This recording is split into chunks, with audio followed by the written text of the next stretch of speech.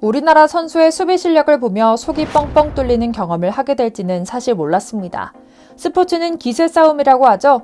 지난 여름에 이적해 아직 1년도 안 된 신참임에도 거침없는 상승세를 자랑하더니 이제는 거의 최고점 대우를 받으며 팀 동료들의 완벽한 신뢰를 받고 있다고 하는데요. 최근 경기에서 이런 신뢰를 단적으로 보여주는 사건이 일어났습니다. 현대축구 역사의 기록에 남을 만한 충격적인 모습이었다고 하는데요.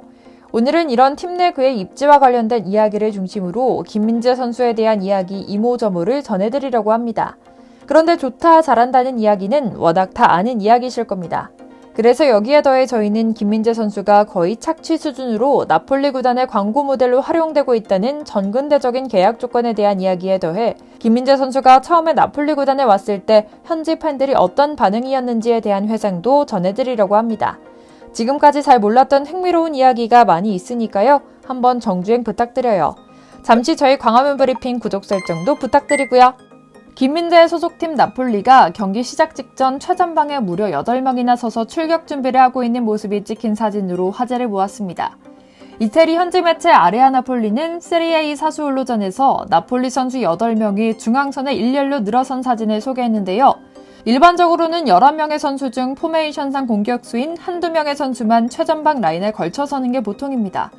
경기란 게 어떻게 펼쳐질지 알 수 없는 일이고 까딱해서 공을 상대팀에 뺏기기라도 하면 손흥민 같은 선수가 폭발적인 스피드로 치고 들어가 골키퍼와 1대1 상황을 만든다거나 중거리 슛으로 선취골을 만들 수 있기 때문입니다. 실제로 그런 일도 굉장히 잦고요. 하지만 나폴리는 무려 8대의 전투기가 곧바로 상대 진영으로 넘어가기 위해 하프라인에 맞춰서 있었습니다. 이는 나폴리의 하늘을 찌르는 자신감을 상징적으로 보여주는 모습인데요. 이유 있는 자신감이긴 합니다. 23경기에서 56골을 넣고 15골만 내주는 환상적인 기록으로 리그 최다 득점과 최소 실점 기록을 동시에 갖출 만큼 공수 밸런스가 완벽하죠. 현지 매체는 이 사진을 공개하며 이번 시즌 나폴리는 상대를 두려워하지 않고 전진하는 팀이다. 이런 공격적인 대형을 보면 상대는 겁먹을 수밖에 없다. 그리고 나폴리 팬 모두는 이 모든 것이 김민재 덕분이라는 것도 안다. 김민재는 이 시대의 마라도나 같은 존재다라고 언급하기도 했죠. 실제로 나폴리는 경기마다 5-6명의 많은 선수들이 상대 진영 깊숙한 곳까지 침투하고 큰 점수 차이로 앞서고 있어도 계속해서 전방에 힘을 쏟는 공격 축구로 힘을 내고 있습니다. 그리고 이건 모두 김민재라는 든든한 벽이 있기 때문에 가능한 일인데요. 손흥민의 토트넘만 보더라도 수비진이 형편없으면 최전방 공격수까지도 수비에 가담해야 하며 그럼 한 명의 걸출한 스타 선수를 못살게 굴 수 있는지도 우리는 모두 알고 있습니다. 그만큼 김민재의 존재는 나폴리가 자신만만하게 전방으로 뛰어나갈 수 있는 비결인 셈입니다. 당연히 나폴리 구단에게 김민재라는 존재는 특별하고요. 사실 지금은 이렇게 김민재가 나폴리의 중심이자 최고의 수비수이고 팬들의 큰 사랑을 받는 선수지만 그가 나폴리에 처음 도착했을 때는 분위기가 사뭇 달랐다고 합니다.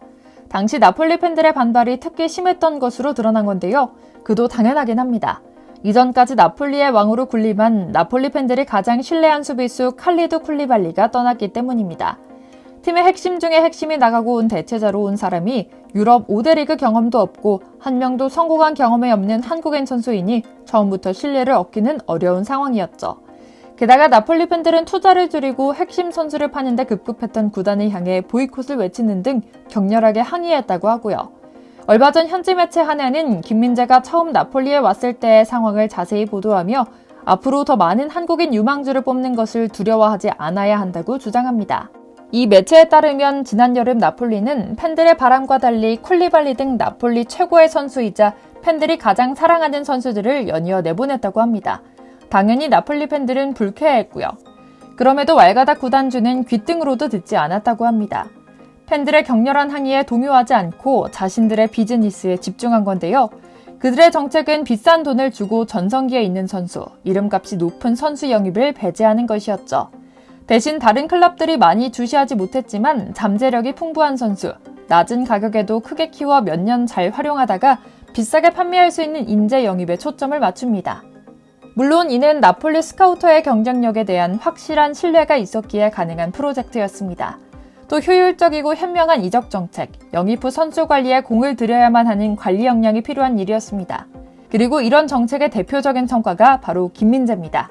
김민재의 이적료는 당시 1,800만 유로, 즉 한화 242억 원에 불과했는데요. 이렇게 비싸지 않게 영입했지만 김민재는 현재 유럽에서 가장 뜨거운 선수로 올라섰고 지금은 비싼 선수가 됐습니다. 당연히 몸값은 몇 배 이상 뛰었고요. 이런 김민재 영입 성과는 팬들 입장에서 나폴리의 기적과 같습니다. 당연히 나폴리 팬들이 구단을 대하는 마음과 행동이 달라질 수밖에 없고 김민재에 집착하는 수밖에 없는 겁니다. 항의했던 팬들은 김민재를 향해 찬송가를 부르고 있고요.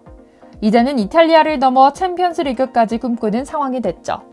그런데 상황이 이렇다 보니 구단에서는 김민재를 아주 알뜰하게 써먹고 있었습니다. 김민재는 나폴리 이적 이후 새로운 영역의 홍보 모델로 부쩍 자주 활동하고 있는데요. 이게 다 계약서에 넣어둔 풀소유 조항 때문이었습니다. 이 모든 광고 수익은 김민재가 아니라 나폴리 구단 계좌에 꽂히고 있다고 하는데요. 상황을 조금 더 자세히 살펴보시죠. 한국 언론에는 김민재 선수의 선전 소식과 함께 그가 어떤 브랜드에서 또 이번엔 어떤 브랜드에서 모델이 됐다는 이야기만 전했습니다. 세계적인 스타들과 함께 만화 주인공이 됐고 김민재 역시 속없이 이 서비스를 자신의 SNS에 홍보하기도 했는데요. 이게 또 얼핏 보면 한국 기업의 후원이나 연이은 광고 활동까지 김민재 중심의 사업들로 보입니다.